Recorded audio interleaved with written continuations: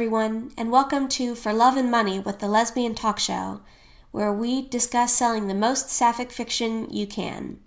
I'm Ray D. Magden, and today we're going to discuss websites where you can advertise your ebooks via mailing lists.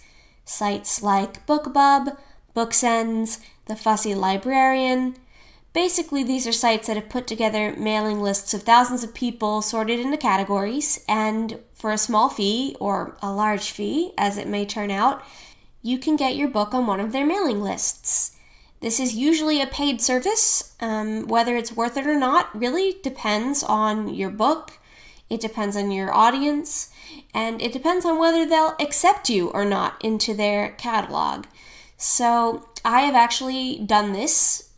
I love Desert Palm Press, which is my publishing house. They're a very supportive organization. That being said, they don't have a very large advertising budget, especially for new releases. So, when my latest release, Lucky 7, came out, I decided that it would behoove me to do some advertising on my own. And one of the options that I explored was BookBub. BookBub is a pretty selective service. They advertise books mostly in the free, but also the 99-cent, $1.99, and $2.99 range.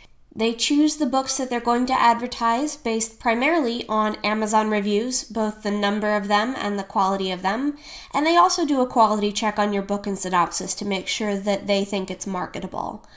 The book that I advertised on this platform was The Second Sister, which is a fantasy version of Cinderella that I wrote many years ago.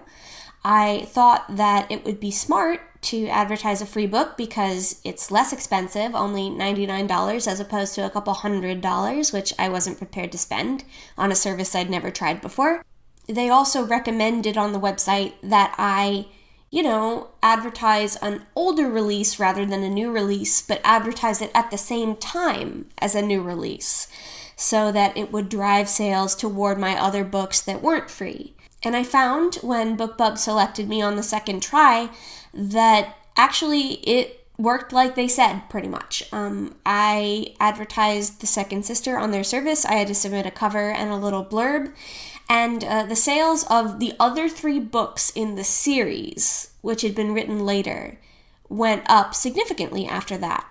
And the sales of Lucky 7, it's hard to tell because it was a new release and I'm not sure what the numbers would have been without BookBub's advertising services, but I did notice a lot of traffic and reviews going toward that book. So it's easier to measure the impact it had with my sales reports on the other 3 books in the series that were paid. Honestly, I would classify my first try with BookBub as a pretty successful experience. I think one of the reasons it was successful is because it generated a lot of Amazon reviews. We've talked on this podcast before about, despite Amazon being not my favorite platform on which to sell ebooks, it's kind of a monopolizing force in the industry, and so you have to work with them even if you don't wanna. And more reviews on Amazon means you're more likely to show up in the little ad at the bottom that says, people who bought this book also enjoyed blank. So those are a really great way to sell more books to readers who haven't met you yet. So the more reviews you have, the more likely you are to be picked up by Amazon's algorithm. And BookBub got The Second Sister 10 more reviews than it had before, which is a lot in terms of Amazon reviews. The chicken or the egg thing is that if you don't have a lot of reviews to begin with, BookBub might not accept you into their program. So that's the tricky part. I also did another BookBub campaign several months later that was for a book that wasn't free, and it was Lucky 7. It was my new release. I discounted it to 99 cents, and I got accepted to BookBub again. And it really worked well, especially internationally. That's one thing I like about BookBub is that it widens your audience by promoting your book in places other than the United States. Personally, I chose Canada, the UK, and Australia. I didn't choose India because I see my sales reports and I usually don't have a lot of sales in India, and it was more money. So I went with the other primarily English-speaking countries and got a lot of reviews on the Canadian, UK, and Australian versions of Amazon. And as you know, those reviews don't always cross over. So that was a great way to make my book look more widely read in other countries, which it was. I am a big fan of promoting your books internationally. In addition to BookBub, as kind of a comparison, I also tried another service called BookSends. The upside of BookSends is that it was cheaper. It was much cheaper than BookBub, and the selection process was not quite as grueling. They are a pretty professional organization, and the emails I shared with them were also pretty professional. That being said, I don't think that they were as successful in advertising my book based on the sales numbers. I did these promotions at different times, so I could kind of look and compare. And I think that my target audience just wasn't really there with BookSends. The LGBT category on their website was kind of small. I also didn't notice as many Amazon reviews popping up after my trial with BookSends. So I think the takeaway for me was twofold. The first is that I really felt like the extra money I spent on BookBub was worth it. And it was really smart to advertise the first book in a series because people wanted to know what happened next and bought the other book in the series. I think the other thing I learned is that they really do like free books. The people who get this mailing list, the word free just activates something in their brains. And even though they're later spending money on your other work, they feel like they got a good deal on that first book. And that makes them feel good about themselves and more likely to give an unknown author a shot. This kind of jives with my experience advertising in general, which is that people like free stuff a lot. So if I was asked by another author, what is your honest opinion of BookBub? I would say that they did a pretty good job. I got Amazon reviews out of it, and I got heightened sales. If they asked me to recommend BookSends, I would say, well, it's worth a shot if you are really not seeing a lot of momentum in your sales, and if you're really desperately in need of more Amazon reviews. These services don't pay people to give you Amazon reviews because that's against the site term and service. It's not like that at all.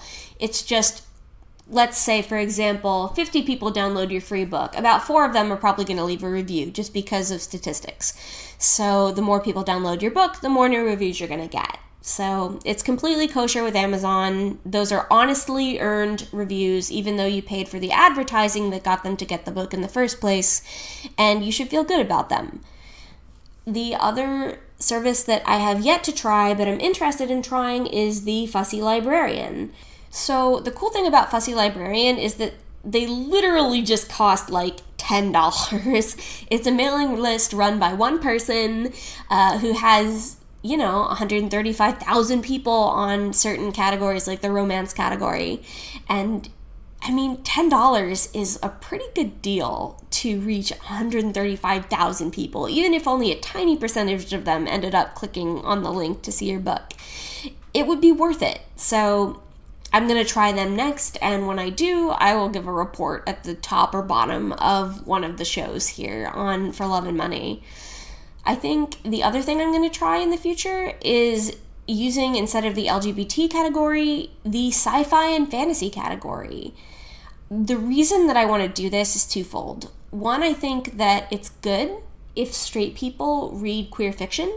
A lot of it is really good. The quality can be surprisingly high on some of these books, and I think straight people need more practice relating to queer characters, and they could still find a lot to enjoy in the book. I'm not going to write for straight people, but if they enjoy the book as a coincidence when my main audience is queer women, that's great. I'm going to go with that. I'm going to take their money and let them be happy reading my work. I take that as a compliment. And the other thing is, lots of queer women read fiction that isn't necessarily advertised as queer. Lots of us just read, I don't want to say regular books because our books are regular books, but mainstream, with quotations, books.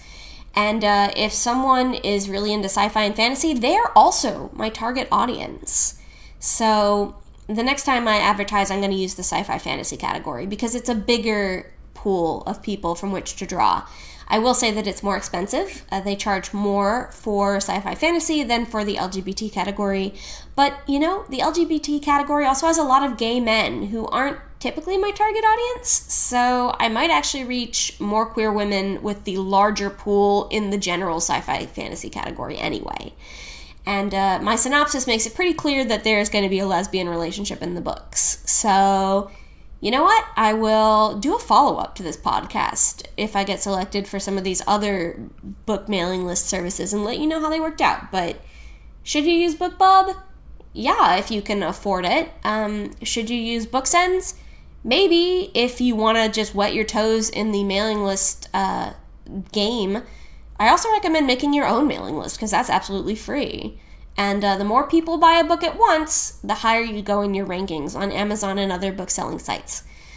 That's about it for this week. I hope you found this podcast informative and helpful. I will link BookBub and BookSends in the show notes. Next week, we're going to go back to the interview format with some more people in our industry. Coming up either in 2 weeks or 4 weeks will be Sally Ann Monty, who is going to talk a little bit about selling nonfiction, selling as an independent author who's not affiliated with a publishing house, and also about her work at Sapphire Books, which is a well-known lesbian publishing house that I have purchased several books from and enjoyed. As always, if you enjoyed this podcast, or if you've used BookBub, BookSends, or another service that is related to this show, please go to the Lesbian Talk Show's Facebook page and leave a comment. Or you can check out the Lesbian Talk Show's Patreon page and become a lesbian review champion. I highly recommend it because you get outtakes from other podcasts that the regular people who listen to the podcast don't get to hear. So I'll see you in 2 weeks, and thank you for listening.